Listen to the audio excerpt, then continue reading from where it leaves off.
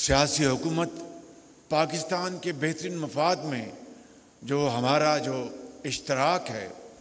وہ یقیناً وہ ایک قابل دید ہے اور ایک میں سمجھتا ہوں کہ آئندہ کے لیے یقیناً ایک رول ماڈل ہے۔ میں سمجھتا ہوں کہ آج کے جو سنگین معاشی حالات ہیں پاکستان کو درپیش،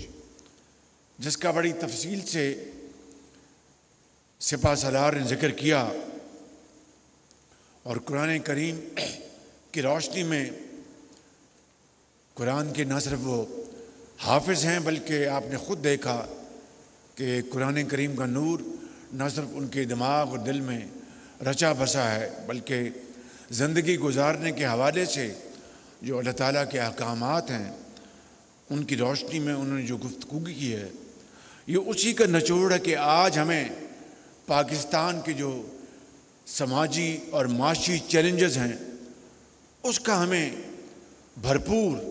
اس کا حل نکالنا ہے۔ میں یہاں پر کسی سیاسی ماضی کی حکومت یا کسی سیاسی لیڈر کے حوالے سے گفتگو نہیں کروں گا۔ میں سمجھتا ہوں کہ اگر 77 سال میں اگر اجتماعی جو اگر کمزوریاں تھیں تو اجتماعی جو کامیابیاں اس کو بھی ہمیں سامنے رکھنا چاہیے، اور ہمیں اپنے ماضی سے سبق حاصل کر کے شبانہ روز ہمیں دن رات محنت کرنی چاہیے اخلاص کے ساتھ کہ ہم پاکستان کو اس مقام پر لا کھڑا کریں جس کے لیے یہ وطن معرض وجود میں آیا تھا، اور جس کے لیے آپ کے بڑوں نے، پاکستان کے اکابرین نے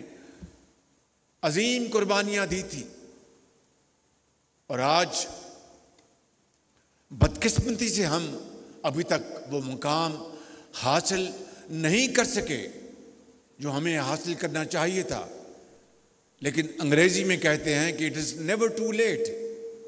جو ہو گیا ہو گیا۔ آج بھی اگر ہم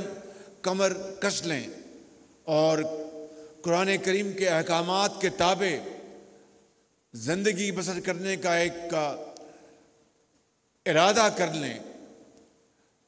یقین محکم کے ساتھ، تو میں سمجھتا ہوں کہ انشاءاللہ ہم پاکستان کو اقوام عالم میں ایک عظیم مقام مل کر دلوا سکتے ہیں۔ سبسکرائب کریں اور بیل دبائیں تاکہ کوئی خبر رہ نہ جائے۔